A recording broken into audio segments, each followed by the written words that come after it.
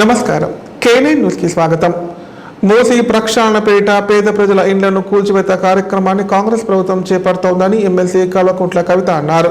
CM Revanth Reddy మూసీని ఏటీఎంగా మార్చుకొని వచ్చే డబ్బులను ఢిల్లీకి పంపించే ప్రణాళిక వేశారని ఆరోపించారు. ఉమ్మడి నల్గొండ జిల్లా అభివృద్ధికి కేసీఆర్ ఎంతగానో కృషి చేశారని చెప్పారు. ఫ్లోరైడ్ భూతాన్ని పారదోలడానికి కేసీఆర్ సంకల్పించారని కవిత గుర్తు చేశారు. యాదాద్రి భువనగిరి జిల్లా బీఆర్ఎస్ పార్టీ కార్యాలయంలో జరిగిన ప్రెస్ మీట్ లో బీఆర్ఎస్ ఎమ్మెల్సీ కల్వకుంట్ల కవిత సంచలన వ్యాఖ్యలు చేశారు. బీఆర్ఎస్ పార్టీ కార్యాలయాలపై ఇళ్లపై దాడి చేసేవారిని కవిత హెచ్చరించారు. పార్టీ కార్యాలయాలపైకి ఇళ్లపైకి వస్తామంటే భయపడే ప్రసక్తి లేదన్నారు. 60 లక్షల మంది సైనికులు ఉన్న కుటుంబం బీఆర్ఎస్ పార్టీ అన్నారు. 60 లక్షల మంది బీఆర్ఎస్ కార్యకర్తలు తలుచుకుంటే తెలంగాణలో కాంగ్రెస్ నాయకులు తిరిగే పరిస్థితి ఉండదని హెచ్చరించారు. రౌడీ మూకలను వేసుకొని పార్టీ కార్యాలయాలపై దాడి చేసే దరిద్రపు సంస్కృతి కాదు మాది. మాటలతో విఘ్నతతో నిబద్ధతతో ప్రజల కోసం పోరాటం చేసే సంస్కృతి మాదని కవిత తెలిపారు. మూసీ నది ప్రక్షాళన విషయంలో కూడా కవిత తీవ్ర వ్యాఖ్యలు చేశారు. మూసీ నది ప్రక్షాళించడానికి కేసీఆర్ సంకల్పించారు. అందులో భాగంగానే ఎఫ్టీపీలను ఏర్పాటు చేయడమే కాకుండా గోదావరి నదితో అనుసంధానం చేయాలని ఆయన అనుకున్నారు. 33 ఎఫ్టీపీలను కేసీఆర్ ప్రభుత్వం ఏర్పాటు చేసిందని కవిత చెప్పారు. మూసిని కాంగ్రెస్ నాయకులు ఏటీఎంగా తయారు చేసుకోవాలని చూస్తున్నారని ఆమె ఆరోపించారు. అలాగే కాంట్రాక్టర్ల కోసమే ప్రాజెక్టు చేపడుతున్నారని విమర్శించారు. కేవలం ప్రాజెక్టులే కాకుండా యాదాద్రిలో కేసీఆర్ మొదలుపెట్టిన పనులను కాంగ్రెస్ ప్రభుత్వం పూర్తి చేయాలన్నారు. ఈ విషయంపై ఉమ్మడి నల్గొండ జిల్లాకు చెందిన మంత్రి ఉత్తమ్ కుమార్ రెడ్డి సమాధానం చెప్పాలని కవిత డిమాండ్ చేశారు. మిషన్ భగీరథ పథకం కింద ఇంటింటికి తాగునీరు సరఫరా చేసి ఫ్లోరైడ్ ని నిర్మూలించిన ఘనత కేసీఆర్ అని చెప్పారు. అనేక సంవత్సరాలు రాష్ట్రాన్ని ఏలిన కాంగ్రెస్ పార్టీ ఏనాడు ఒక వాటర్ ప్లాంట్ పెట్టిన పాపన పోలేదని విమర్శించారు. ఆశీర్వదిస్తే బీఆర్ఎస్ పార్టీ గవర్నమెంట్ వచ్చిన తర్వాత నల్గొండ ప్రజలు చల్లగా ఉండాలి, నల్గొండ బిడ్డలందరికీ ఇంటింటికి మంచినీరు అందాలి, ఫ్లోరైడ్ తోని కాళ్ళు చేతులు వంకరపోయినటువంటి నా నల్లగొండ బిడ్డలందరూ కూడా మంచి నీళ్లు తాగాలనేటటువంటి మంచి సంకల్పంతో మరి కేసీఆర్ గారు పెద్ద ఎత్తున మిషన్ భగీరథ కార్యక్రమాన్ని చేపట్టి నల్గొండలో ఇంటింటికి నీరిచ్చినటువంటి సంగతి మీ అందరికి కూడా తెలిసిందే. అయితే ఈరోజు మనం గమనించుకోవాల్సింది ఏంటంటే, చాలా గర్వపడాల్సిన విషయం ఏంటంటే, పార్లమెంటు సాక్షిగా నల్గొండలో జీరో ఫ్లోరోసిస్కి తీసుకొచ్చినటువంటి ఘనత బీఆర్ఎస్ది అని చెప్పి పార్లమెంట్ సాక్షిగా చెప్పడం జరిగింది. నిజంగా కూడా గర్వకారణం, ఒక ఇమోషనల్ మూమెంట్. ఇది చాలా సంతోషకరమైన మూమెంట్. ఎందుకంటే 60 ఏండ్లు గోసపడ్డం, ఆనాటి ప్రధానమంత్రి మన్మోహన్ సింగ్ గారి టేబుల్ మీద తీసుకుపోయి నల్గొండ ఫ్లోరైడ్ బాధితుడైనటువంటి పిల్లగాన్ని పండబెట్టి ఇది సార్ మా దుస్థితి అని చెప్పుకొని గొల్లున ఏడిస్తే ఏనాడు కూడా కాంగ్రెస్ వాళ్ళు కరుణించి ఒక వాటర్ ప్లాంట్ పెట్టినటువంటి పాపాన పోలేదు. అటువంటిది 10 సంవత్సరాల కేసీఆర్ పాలనలో కంప్లీట్గా సంపూర్ణంగా ఫ్లోరైడ్ని నివారించడం అంటే నల్గొండలో తరతరాల బిడ్డల కోసం చేసినటువంటి పని ఇది అని నల్గొండ ప్రజలందరికీ కూడా సవినయంగా నేను విజ్ఞప్తి చేస్తూ ఉన్నాను. మరి వాళ్ళు అదే ఫ్లోరైడ్ ఉన్నటువంటి ప్రాంతం మూసీని ప్రక్షాళన చేసుకోవాలని చెప్పి ఇంకొక కల, మన మూసీ పరివాహక ప్రాంతం అంతా కూడా బంగారు పంటలు పండేలాగా చేసుకుంటాం అనుకున్నాం.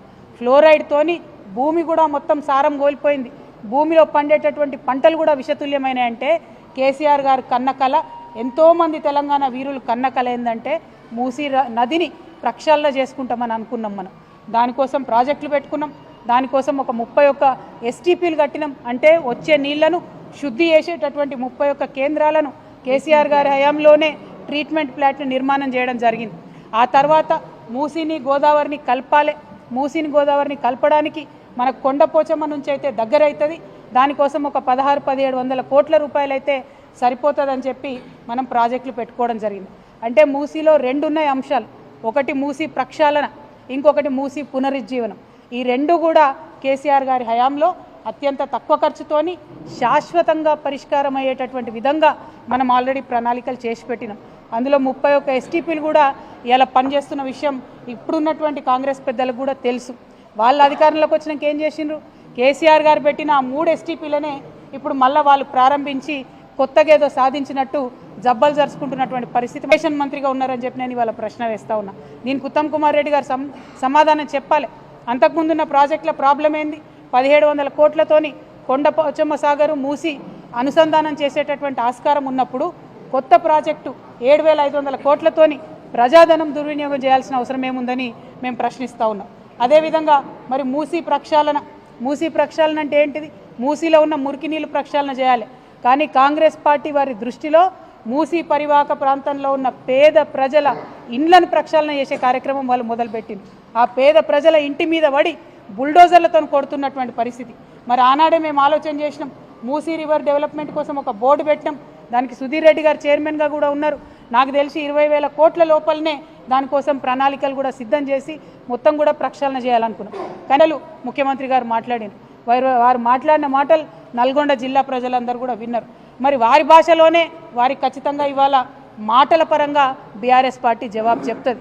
చెప్పకుండా ఏం ఊరుకోం. మీలాగా 2-3 రౌడీ ముక్కలు నేసుకొని ఆఫీసుల మీద దాడి చేసేటటువంటి దరిద్రపు సంస్కృతి మాది కాదు. మాది మాటలతోని, విఘ్నతతోని, సిన్సియారిటీతోని, ప్రజల దగ్గర పనిచేసే కమిట్మెంట్తోని ప్రజల మనసులు గెలుచుకునేటటువంటి పాలసీ ఫిలాసఫీ బీఆర్ఎస్ పార్టీది. మీరేదో దాడి చేస్తాం, ఆఫీసుల మీదకి వస్తాం, ఇండ్ల మీదకి వస్తామంటే భయపడేటోళ్ళు ఎవరు లేదు. మాది 60 లక్షల సైన్యం ఉన్నటువంటి బీఆర్ఎస్ పార్టీ కుటుంబం మాది. మా 60 లక్షల మంది తలుసుకుంటే మీరు ఒక్క అడుగు కూడా తెలంగాణలో కదిలేటటువంటి పరిస్థితి ఉండదు. ఖబర్దార్ కాంగ్రెస్ నాయకులారా, మళ్ళొక్కసారి ఎక్కడ బీఆర్ఎస్ పార్టీ ఆఫీస్ వైపు కన్నెత్తి చూసినా కూడా బీఆర్ఎస్ పార్టీ సైనికులు ఎవరు కూడా ఊరుకోరని చెప్పి ఈ సందర్భంగా మీకు తెలియజేస్తూ ఉన్నాను. మరి మన నల్గొండ జిల్లా ప్రజలందరికీ తెలిసిందే, ఆనాడు ఉద్యమంలో అంతకన్నా ముందు కూడా మనం అనుకున్నాం, నల్గొండ కేంద్రంగా పాలన జరిగితే మరి దూర ప్రాంతాల నుంచి నల్గొండకి కలెక్టర్ దగ్గరికి వస్తే 2-3 రోజులు నల్గొండ పట్టణంలో ఉండి పని చేసుకొని పోవాల్సినటువంటి పరిస్థితి ఉండే. కానీ దాన్ని నిర్మూలించాలని, ప్రజల వద్దకే పాలన వెళ్ళాలని చెప్పి నల్గొండ నుంచి మళ్ళీ కొత్తగా జిల్లాలను ఏర్పాటు చేసుకున్నాం. మాజీ కౌన్సిలర్ సంగి మోహన్ తల్లి సంగి ఉషాబా ఇటీవల అనారోగ్యంతో మృతి చెందడంతో బీఆర్ఎస్ పార్టీ కామెడీ జిల్లా అధ్యక్షులు ఎంకే ముజిబుద్దీన్ ఆమె చిత్రపటానికి పూలమాలలు వేసి నివాళులర్పించారు. అనంతరం మోహన్ కుటుంబ సభ్యులను పరామర్శించారు. వారిని ఓదార్చి తన ప్రగాఢ సానుభూతి తెలియజేశారు. మాజీ కౌన్సిలర్ సంగి మోహన్ తల్లి సంగి ఉషాబా గత వారం క్రితం అనారోగ్యంతో మృతి చెందారు. దీంతో బీఆర్ఎస్ పార్టీ కామారెడ్డి జిల్లా అధ్యక్షులు ఎంకే ముజిబుద్దీన్ సంగి మోహన్ కుటుంబ సభ్యులను పరామర్శించారు. వారిని ఓదార్చి తన ప్రగాఢ సానుభూతి తెలియజేశారు. తెలంగాణ ఉద్యమ సమయంలో ఆమె చేసిన సేవలను గుర్తు చేశారు. అంతకుముందు ముజిబుద్దీన్ సంగి ఉషాబా చిత్రపటానికి పూల మాలలు వేసి నివాళులర్పించారు. ఆయన వెంట బీఆర్ఎస్ నాయకులు గణేష్ శ్రీనివాస్ గౌడ్, లక్ష్మీనారాయణ, నరసింహులు, ప్రసాద్, నరేష్ రెడ్డి తదితరులున్నారు.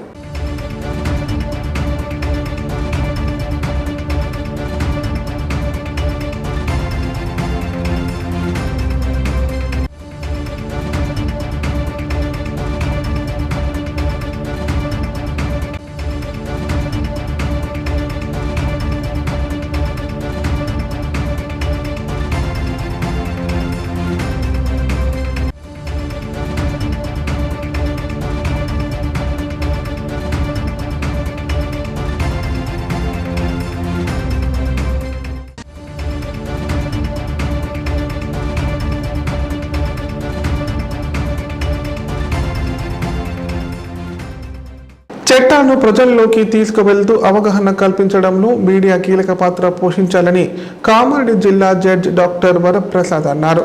నూతన చట్టాలపై అవగాహన కల్పిస్తే ప్రజలకు మేలు జరుగుతుందన్నారు. జర్నలిస్టులు సైతం చట్టాలపై అవగాహన కలిగి ఉండాలని సూచించారు.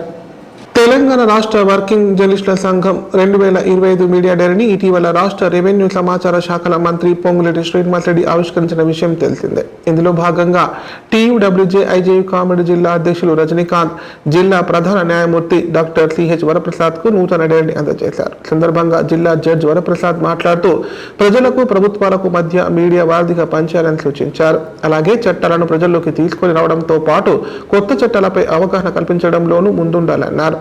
జర్నలిస్టులు సైతం చట్టాలపై అవగాహన కలిగి ఉండాలని చెప్పారు. అలాగే టీయూడబ్ల్యూజేఐజీ ప్రతినిధులు డిపిఆర్ఓ భీమ్ కుమార్ కు నూతన డైరీని అందజేశారు. ఈ కార్యక్రమంలో రాష్ట్ర కార్యవర్గ సభ్యులు ఎస్ఐ లతీఫ్, ఎలక్ట్రానిక్ మీడియా అధ్యక్షులు శ్రీనివాస్, ఉపాధ్యక్షులు ఆబిద్, రాజేష్, చందు, గంగాధర్, వీరన్న, హనుమన్లు తదితరులు పాల్గొన్నారు.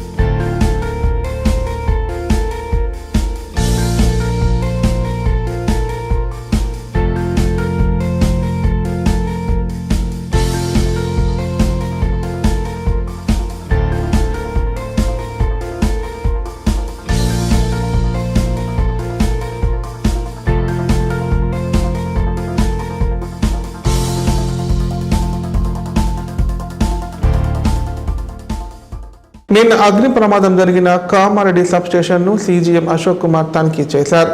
ప్రమాదం జరిగిన తీరును పరిశీలించి వివరాలను అధికారులను అడిగి తెలుసుకున్నారు. యుద్ధ ప్రాతిపదికన కొత్త ట్రాన్స్ఫర్లు ఏర్పాటు చేస్తామన్నారు. ఇలాంటి ఘటనలు పునరావృతం కాకుండా చూసుకోవాలని సూచించారు. కామారెడ్డి జిల్లా కేంద్రంలోని సిరిసిల్ల రోడ్లో గల విద్యుత్ సబ్ స్టేషన్లో నిన్న అగ్ని ప్రమాదం జరిగిన విషయం తెలిసిందే. దీంతో బుధవారం సబ్ స్టేషన్ ఉన్నతాధికారుల ఆదేశం మేరకు సీజీఎం అశోక్ కుమార్ తనిఖీ చేశారు. పవర్ ట్రాన్స్ఫార్మర్ కాలిపోవడంపై అధికారులను అడిగి వివరాలు తెలుసుకున్నారు. అంత అగ్ని ప్రమాదం జరిగిన 1:30 అన్ని ప్రాంతాలకు విద్యుత్ పునరుద్ధరించడంపై హర్షం వ్యక్తం చేశారు. సీఎండీ ఆదేశాలతో కాలిపోయిన ట్రాన్స్ఫార్మర్ల స్థానంలో కొత్త ట్రాన్స్ఫార్మర్లు అలర్ట్ చేశామన్నారు. ఇక ముందు ఇలాంటి ప్రమాదాలు జరగకుండా సూచనలు ఇచ్చి యుద్ధ ప్రాతిపదికన త్వరితగతిన మరమ్మతులు చేయాలన్నారు.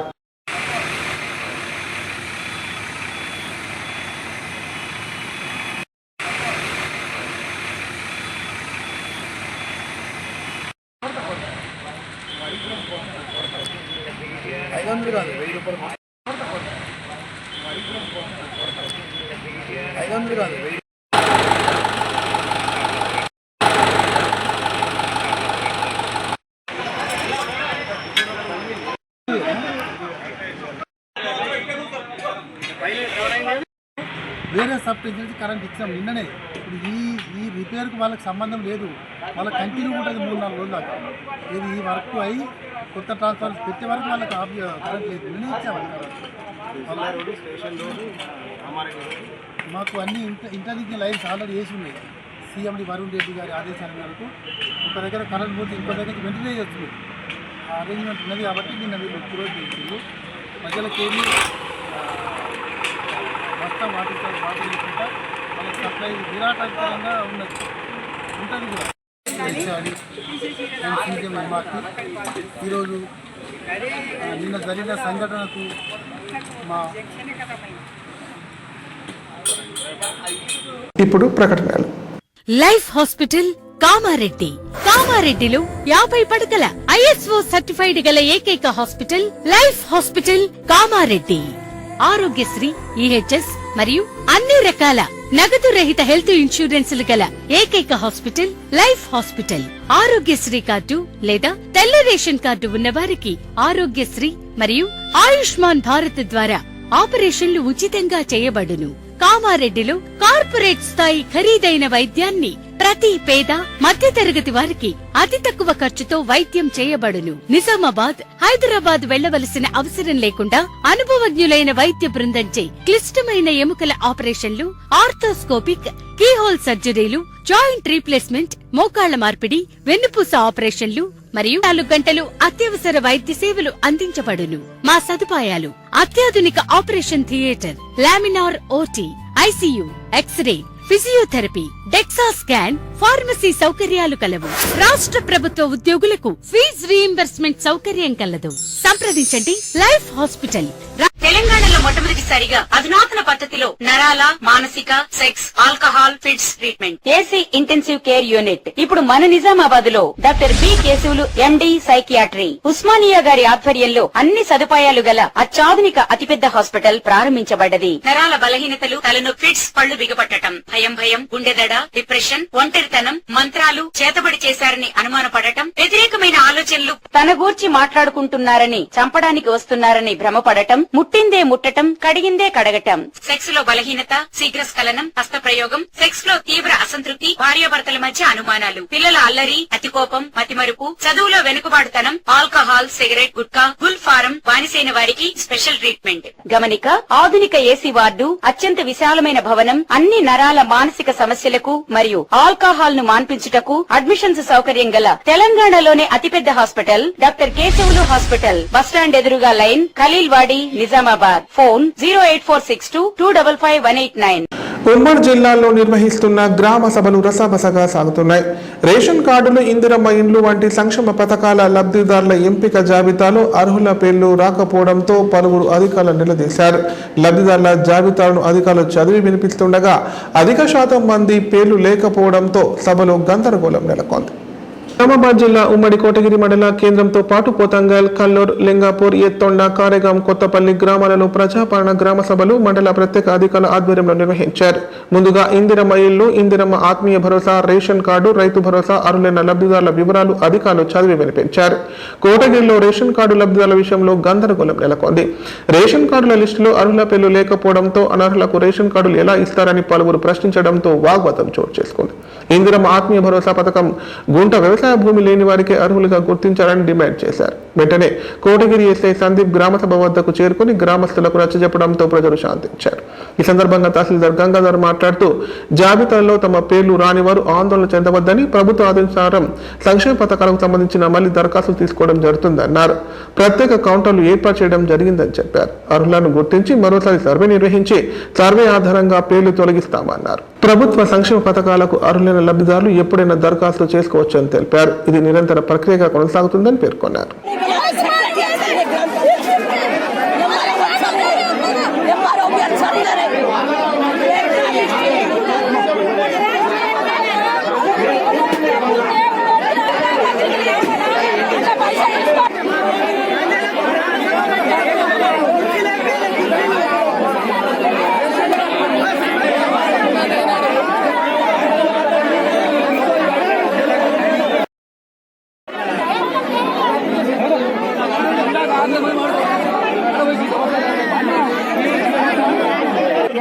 మంచి వెళ్ళండి. రేషన్ కార్డుల జాబితా జరిగినాము, వాళ్ళే కాకుండా మిగతా వాళ్ళు ఎవరైతే ఉంటారో గ్రామ సభలు సజావుగా జరిగేటట్లు కోఆపరేట్ చేయండి. అర్థమైందా? గత 10 సంవత్సరాల నుంచి రాలేదనే ఆందోళన చెందకుండా మన ప్రభుత్వం ఇప్పుడు ఖచ్చితంగా ఇవ్వాలనే ఒక సంకల్పంతో మార్గదర్శకాలు ఇచ్చింది. రాని వాళ్ళకు కూడా ఆందోళన చెందకుండా కౌంటర్ తీసుకుని అప్లికేషన్ తీసుకున్నారు. అప్లికేషన్ కూడా 4 రకాలు ఉంది. అసలు రాని వాళ్ళు ఒక్క జాబితా తీసుకుంటున్నాం. ఉన్న ఫ్యామిలీలో వాళ్ళ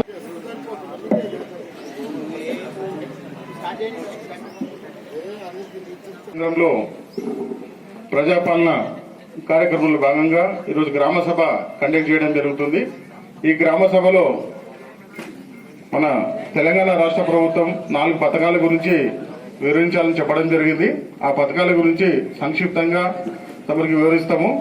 మరియు గౌరవనీయులైన ముఖ్యమంత్రి గారి నుంచి ఒక సందేశం వచ్చింది. ఆ సందేశం కూడా మీ యొక్క పథకాల గురించి కూడా తమందరు కూడా చెప్పడం జరుగుతుంది.